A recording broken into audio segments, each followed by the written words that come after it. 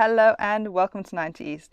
In our last video we explored how the same force can exert different levels of pressure depending on the size of the area that it's being applied to, and we did so with a couple of calculations. In this video we're going to be doing a few more. Here are our questions. For you to get the most out of this video, we suggest you pause here and work through them as best as you can by yourself, and then join us to check if we've got the same answers. Alright, question 1.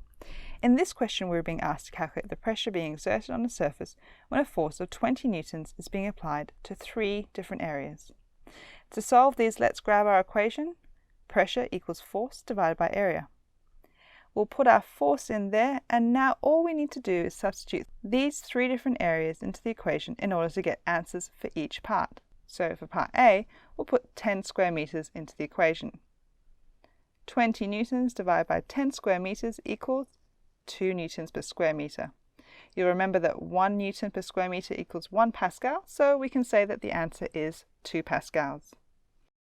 Okay, we'll put that to the side here. Now let's work on part B. We'll substitute 5 square meters into the equation, so 20 newtons divided by 5 square meters equals 4 newtons per square meter, or Pascal. And finally, let's substitute 2 square meters into the equation for the final part of this question. 20 newtons divided by 2 square meters gives us an answer of 10 newtons per square meter, or Pascal. As discussed in the previous 2 videos, you can see here that as the area has reduced, the pressure exerted by the force has increased, and it's done so proportionally. For example, the area reduced by a factor of 2 between part A and B, and the pressure exerted by that same force has increased by a factor of 2. Okay, let's move on to the second question. A force applies a pressure of 100 Pascal on an area of 2 square meters. What is the magnitude of that force? Let's grab our equation. Pressure equals force divided by area. Now we've been given pressure and area values in this question. To solve the equation for force, we need it to be on one side of the equation by itself, which it currently isn't, but that's not a problem. If we multiply both sides of the equation by area, we'll cancel it out here, and we'll get this rearranged equation. Let's substitute the given values into this rearranged equation. So the area will go here, and the pressure here. 2 square meters multiplied by 100 Pascal, or newtons per square meter, equals 200 newtons. Oh, fantastic! Now let's do that again with question 3 to consolidate our understanding. Once again, we've been given pressure and area values, and we've been asked to calculate the magnitude of the force being applied.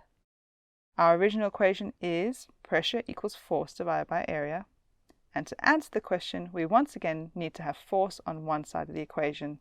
To do that, we simply multiply both sides of the equation by area, which gives us this rearranged equation. We'll substitute the given values into this rearranged equation, so area will go here and pressure here. 3 pascals, or newtons per square meter, multiplied by 60 square meters equals 180 newtons. And that brings us to the end of these calculations. Hooray! You've done a fantastic job. Hopefully you were able to get the same answers either by yourself or by working through these questions together. We hope that you found this video useful. If you have, please like and subscribe to the channel and check out the associated tutorial in the link below. And as always, if you're able to spare a couple of pennies and become a patron, we'd really appreciate it. Every bit makes a difference. Thanks everyone.